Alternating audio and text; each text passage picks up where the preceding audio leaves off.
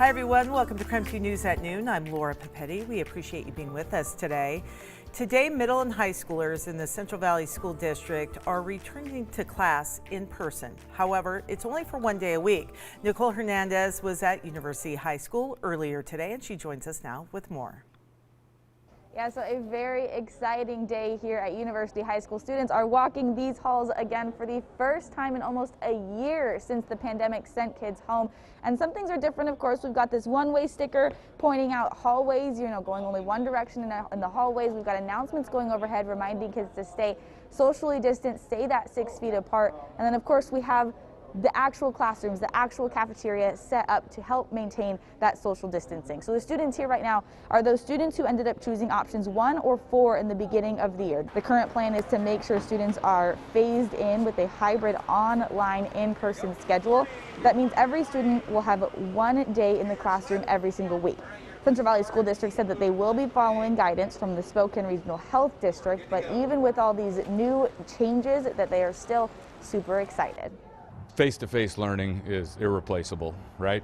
And so students thrive better when they're face-to-face with a teacher that motivates them. And so, we're going to start out with the 1 day a week and then try to build from there. But we're excited about even that. So, and I think all I've heard from the community and the students are they're excited too. Line up with the cones. So the way that's going to work is that Monday, Tuesday, Thursday, Friday, students will be here in the classroom. A quarter of the student body every single day, a different quarter, of course. And then Wednesday, all of the students will be online. All of this, of course, to help keep everybody safe. And that's not the only change happening here. Another big change is for transportation. Buses are only going to have 50% capacity as they bring kids to and from school. So the district is asking that parents actually help bring their children to school every day. And then, of course, with what happens when someone has symptoms, they are following CDC and Spokane Regional Health District guidelines as to quarantining when kids can come back after symptoms to make sure kids are safe as they return to school. In Spokane Valley, I'm Nicole Hernandez. Nicole, good information. Also today, the Medical Lake School District will resume in-person classes for the older students. It will include middle and high school students on a hybrid schedule. The superintendent thanked everyone for their patience and support during this very long virtual learning process. And Coeur d'Alene Public Schools will return to in-person instruction today as well. Students are now allowed in the building. This will be 4 days a week. All K through 12 students will attend classes online on Wednesdays. All right, it is 12:03 right now. Jeremy Legoo. Today, some students may be returning to the playground, or at least sometime this week, for the very first time in almost a year. So it's good to get a little check on the weather and see how they can do that.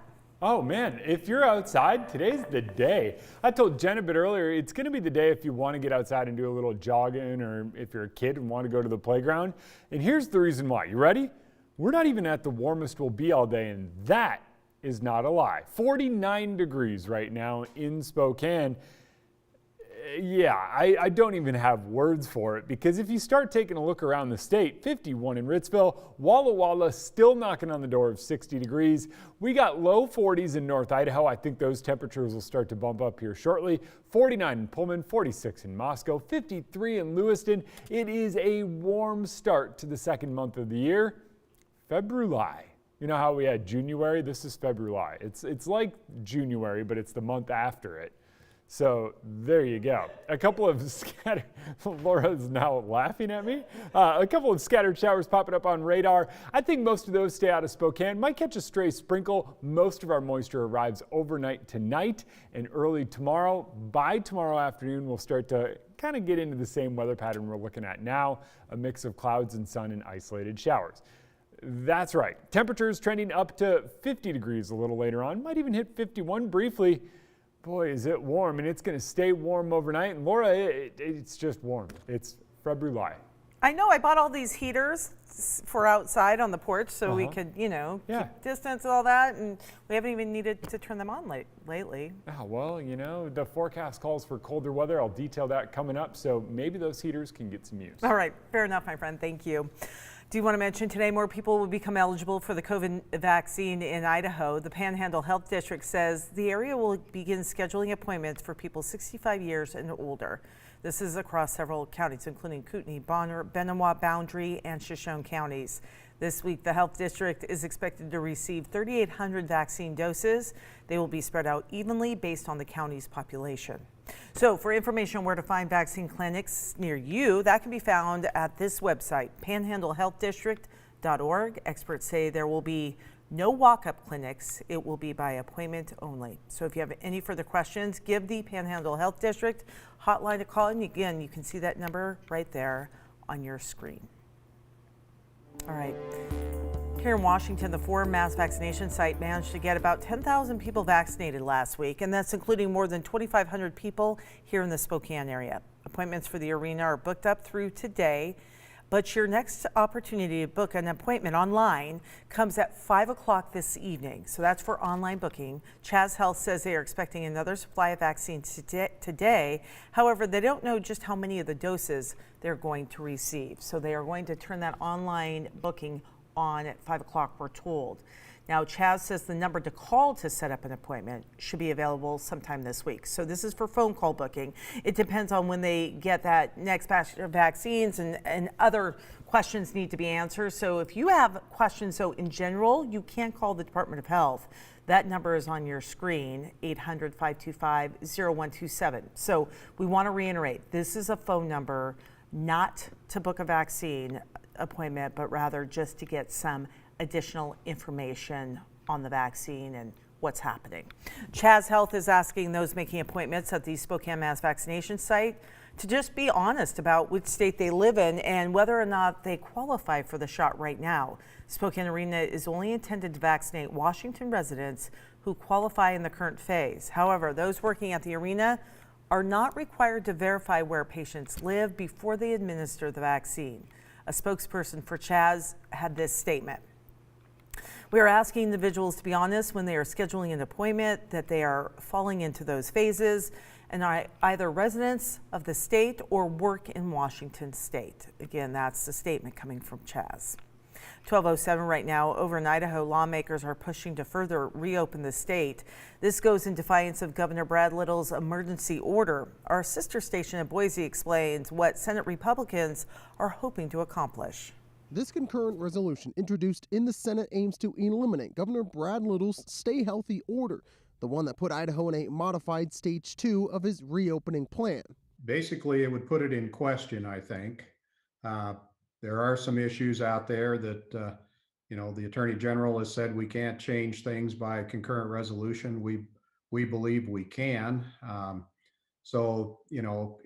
Perhaps it won't, but we think it's a step in the right direction. He's talking about this opinion letter from the Attorney General's office. It says that in order to pass a law, the legislature must follow the constitutional process. So what's that mean? Well, it means a bill that must pass both chambers and be signed by the governor or overcome a veto from the governor. A concurrent resolution doesn't do that. We want to be engaged. We think the legislature has a role whenever you try and quarantine healthy people or shut down people's businesses, or say some people are essential and not essential. It is possible that if the Senate and House pass this resolution, the Idaho Department of Health and Welfare and the governor's office don't budge. That's possible. I don't think that's good because we are the ones that give them the authority to do what they do. There's also some questions if passing this would mean the order from the governor's office is null and void. I don't know that it would be immediately, Joey, because if the House and Senate passes it, it basically makes a statement to the governor and to the executive branch that we think it should be terminated. Winder and several of his Republican colleagues think this order should only be recommendations for individuals and businesses. You still have to protect the vulnerable people. You still have to encourage people to get vaccinated. You still have to encourage people to do the right thing as they, live their life, but they should have those choices. Also today, we are learning more about Spokane's Hoop Fest plans for this year. The largest 3-on-3 tournament in the world is now moving to fall. It is now slated to take place September 11th and 12th. Typically, of course, it takes place the last weekend in June. Organizers say it's in light of the pandemic. Matt Santangelo is the executive director of Hoop Fest, and he spoke with KREM 2's Tim Pham about the decision this morning. You can watch that on KREM.com.